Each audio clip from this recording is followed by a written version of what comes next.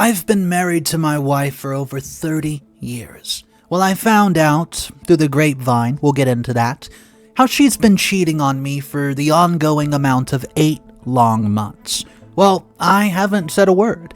I pretended like everything was okay. I know all about her text messages, the videos, how she's showing up at hotels when she's supposed to be at a work conference. I know that they work together. I know that they take CrossFit classes together. And I know that he's 34 years old and she's 53.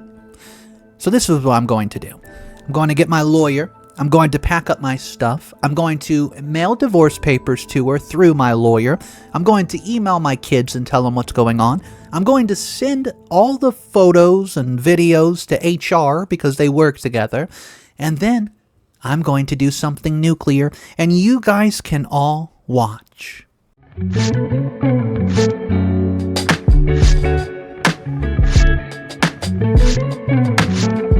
I've been lurking here for 7 months, and you've all unknowingly helped me through the darkest period of my life. Tomorrow I execute my plan to leave my cheating wife of 32 years, and I wanted to share my story both as a thank you and maybe to help someone else going through this hell. 7 months ago, my entire world changed in a crowded bar bathroom hallway. My wife, Sabrina, 57, her brother, Martin, and his wife, and Sabrina's best friend, Lizzie, with her husband, had all gone out for drinks after a concert downtown. I don't drink. Never have. Yeah, bad family history. So I'm always the designated driver. It's been that way our entire marriage. The band was some 80s cover group Sabrina loved from college, and she'd been excited for weeks about this night out. So, around 11 p.m., the ladies went to the restroom together, like they always do. Martin's wife came back first, then Lizzie, but no Sabrina. Lizzie said she was having some stomach issues, probably from the appetizers, and would be just along shortly. I didn't think much of it. I mean, the meatballs are troublesome. After about 10 minutes, nature called for me too. I ate a lot of cheese, so I headed toward the restrooms through a packed bar. That's when I saw it. My wife of 32 years standing in a dark corner near the emergency exit with a man I've never seen before. His hand was on her hips, her hand on his shoulder, and they were leaning into each other in that unmistakable way that screams intimacy. The way she used to lean into me 20 years back. 2 decades at this point. The second Sabrina spotted me, her face went white and she immediately pulled away from him, grabbing my arm and trying to steer me back toward our table, and I said, "What is this?" The guy said, "None of your you-know-what business." Chest puffing out like some wannabe tough guy. He looked maybe 35, gym rat type, tribal tattoo on his neck, but I guess he doesn't know I know jujitsu. So Sabrina pulled my arm harder. She said, "Terry, please, let's just go back." I turned to ask her again, "Who is this man?" And that's when everything went black. Well, not exactly. I mean, the sucker punch to the side of my head sent me reeling. I knew I shouldn't have turned my back on him. But I stayed on my feet for about a second before he tackled me, slamming me backward into the brick wall, and at this point I just didn't know what was going on.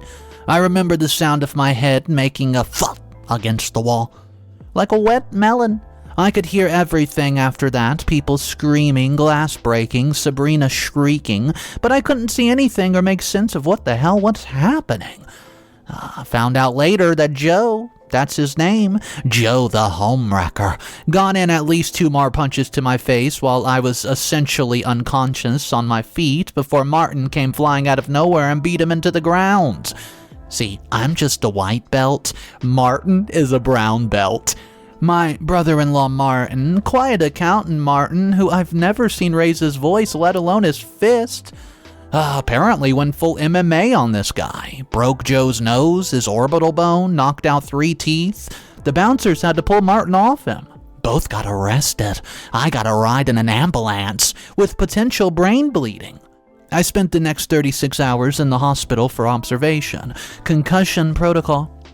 The police interviewed me once I was coherent, and they seemed genuinely surprised when I said I had no idea who the hell the man was that attacked me. "Oh, your wife said he was a coworker who got inappropriate when he was drunk. She said it was all a misunderstanding." "A misunderstanding? That's what she called it?" 2 days after I get home, Martin came by while Sabrina was at work. He looked like he had aged 5 years and a week. Sat down at my kitchen table, poured himself straight bourbon at 10 a.m. and said, "Terry, I need to tell you something, and I don't know how." While I was knocked loopy, semi-unconscious on the bathroom floor with blood pooling under my head, Joe had been screaming. Not from pain, but in rage. He said, "I've been messing with your wife for 8 months. She loves me, man. She's mine."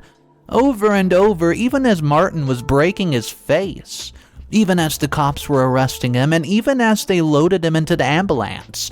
Martin said he didn't want to believe it, but something about the way Sabrina reacted, the way she kept trying to shush Joe, the way she wouldn't look at anyone in the eyes, he knew. He knew it was the truth. He'd spent 2 days researching online how to tell me. "I found this website, man. There's also all these forums about infidelity and what to do, and most people said you deserve to know." That's how I found out, everyone. That's how I learned about trickle truth and gaslighting and affair fog and all the other terms I wish I would have known before. I spent the entire night reading posts from other betrayed spouses, and one thing became crystal clear. I need facts. I needed facts before I confronted her, or she would just twist everything around and make me the bad guy. So when Sabrina came home that night, I said nothing. She kissed my bruised face, brought me an ice pack, and made my favorite dinner. Lasagna with spaghetti noodles.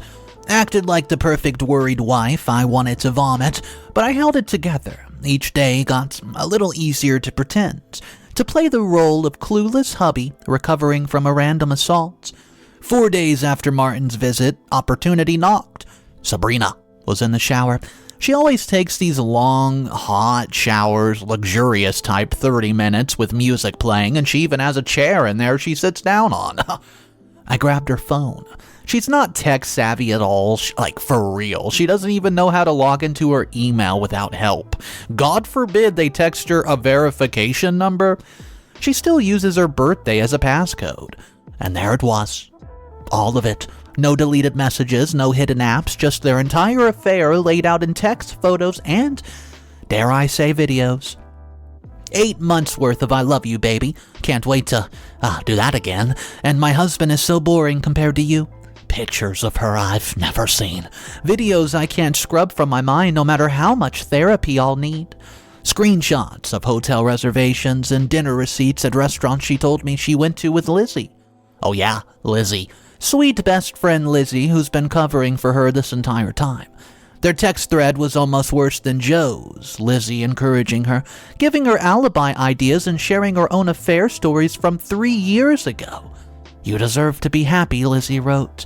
"Terry will never find out. He's too frustrating and he trusts you too much." Too trusting? Like it was a character flaw? The worst text, the one that broke something inside me permanently, was from 3 days after the assault. Joe had texted her from jail. He said, "Did you see how fast I dropped him? Weak old man, went down like a little girl. When I get out, I'm going to mess him up. And you next."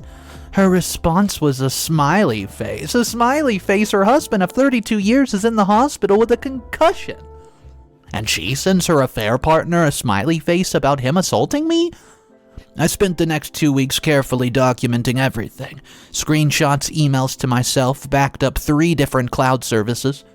I found everything about Joe. Full name, Joseph Michael Brennan, age 35, married to a woman named Marla, 11 years strong, 2 kids, age 9 and 7. I know it all. Works as a personal trainer at the same gym where Sabrina suddenly developed an interest in getting healthy at last year. Lives in a nice suburban house, about 15 minutes from us. His wife Marla works as a nurse at the Children's Hospital. So Martin and I agreed he should stay out of it from the point forward. He's done enough, risked enough. Assault charges against him were ultimately dropped, but he didn't need to be involved whatever came next. But I needed help. So I reached out to my sister. She and her hubby own several rental properties. "Just give me a heads up when something opens up," I said. "I'll explain later."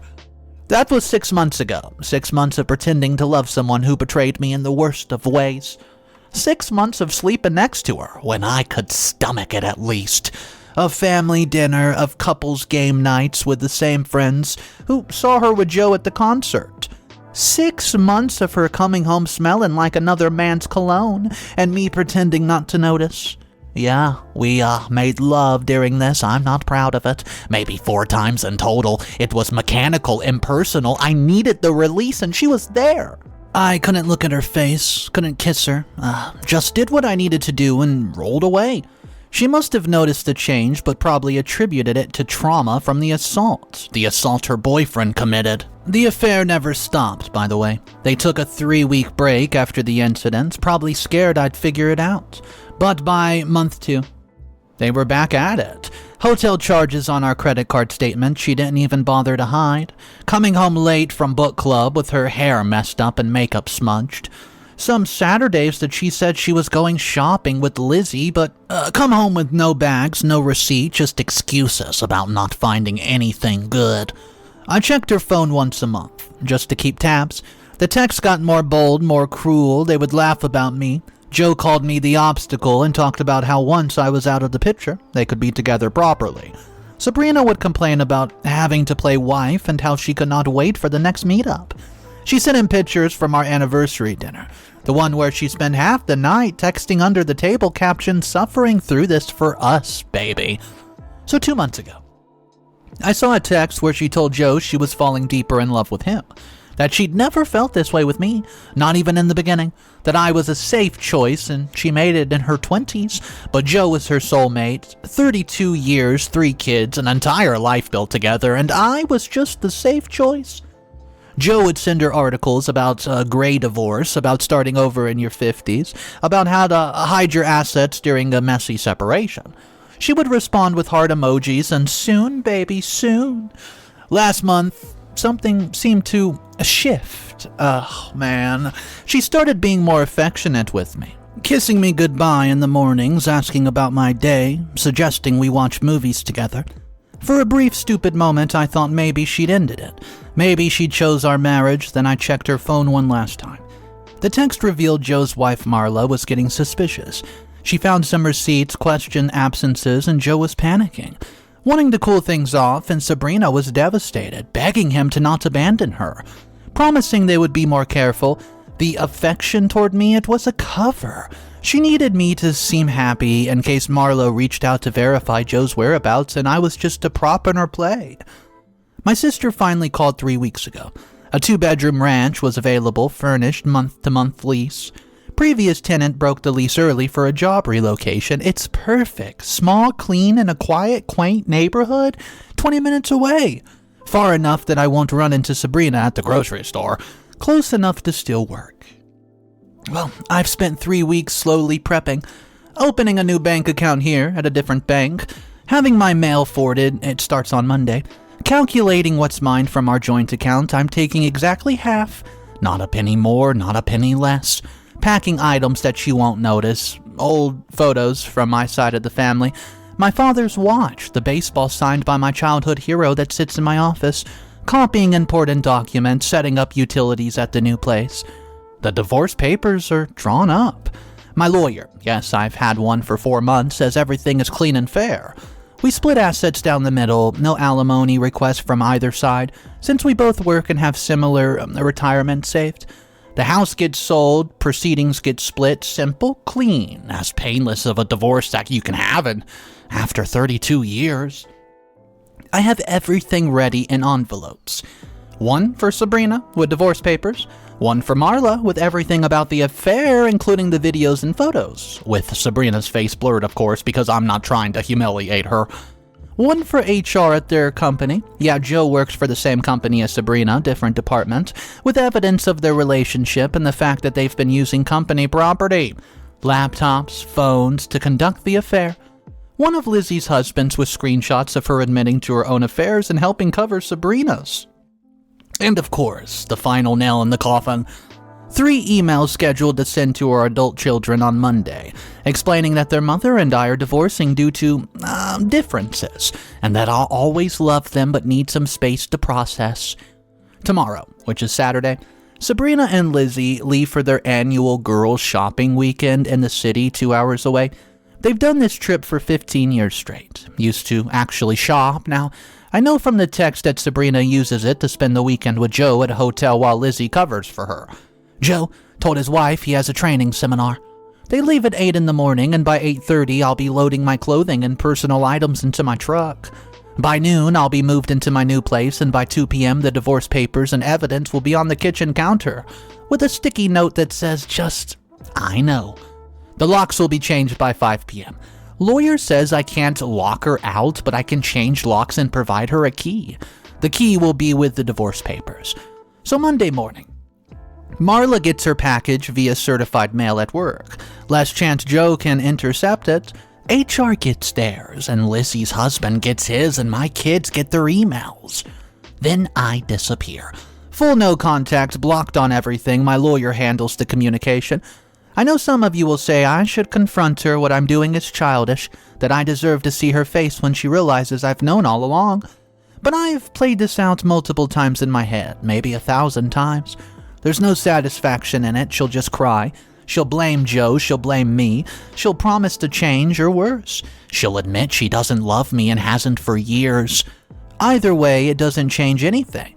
The woman I married passed away 8 months ago when she chose to mess around with a 35-year-old steroid enthusiast who thinks tribal tattoos are peak sophistication. Others might say I'm being too harsh, that people make mistakes, that marriages can survive infidelity. Maybe that's true for some people, but not for someone who smiled at her affair partner, bragging about giving me a concussion. Not for someone who called me a safe choice, an obstacle. Not for someone who spent 8 whole months lying to my face every single day while using her best friend as cover. I'm 58 years old. I probably have 25 good years left if I'm lucky. I refuse to spend them with somebody who could do this to me. I refuse to spend them wondering where she really is when she says she's at the book club. I refuse to spend them comparing myself to Joe, wondering what he has that I don't. Well, I know. The next months will be hell. I mean, divorcing at our age after this long is going to be brutal. Our kids will be devastated. Mutual friends will pick sides. I'll have to learn to be alone for the first time since I was 23. I'll have to figure out how to trust someone again, though honestly, I don't see that happening. But at least I'll have my dignity. At least I'll know I didn't accept being someone's safe choice, their obstacle, their prop. At least I'll know that when someone showed me exactly who they are, I believed them. Sabrina will come home Sunday night to an empty house and a new reality, and Joe won't leave his wife for her. Guys like Joe never do. Lizzie's husband will probably divorce her too once he finds out about her affairs, and the company will likely fire both Sabrina and Joe for misuse of company property and violating their relationship disclosure policies. I mean, at 57, starting over, no job, half the assets, and her reputation in tatters, Sabrina's going to learn what actual suffering is like. Not this fake suffering of sitting through an anniversary dinner with someone who loves her unconditionally. I'm not doing this for revenge, guys, though I would be lying if I said there wasn't some form of satisfaction in the karma of it all. I'm doing this for me, for my future, for the chance that maybe, just maybe, somewhere down the line I'll find peace again. Anyways, thanks guys to everybody who posted here. Your stories, your advice, your support of each other gave me the strength to do this right. To be smart instead of emotional, to protect myself legally and financially, and to document everything, and to wait for the right moment to strike. Tomorrow I start over. Tomorrow I'm free. I'll update once everything goes down, though it might be a while. Lawyer says to lay low during the initial divorce proceedings, but I'll let you guys know how that goes. Wish me luck, or don't. Either way, by tomorrow night, I'll no longer be married to a cheater. Edit. Since several people have asked, yes, Joe was convicted of assault. Plea deal got him 60 days. He served 3, community service and anger management. Slap on the wrist if you ask me, but hey, the civil suit my lawyer's prepping should hit hard. Also, I got tested. All clean, thank goodness, and yes, I have cameras set up at the new place in case she finds out where I'm at and goes crazy. The landlord knows the situation and have security footage on the property too. Edit number 2. To the people out there saying I should have fought Joe, I'm 58 with bad knees and haven't thrown a punch since high school. Joe is 35 and teaches CrossFit. That fight would have lasted exactly as long as it did, except I would have been the instigator and probably in jail. Martin did me a favor by beating his butt, even if he doesn't know the full story.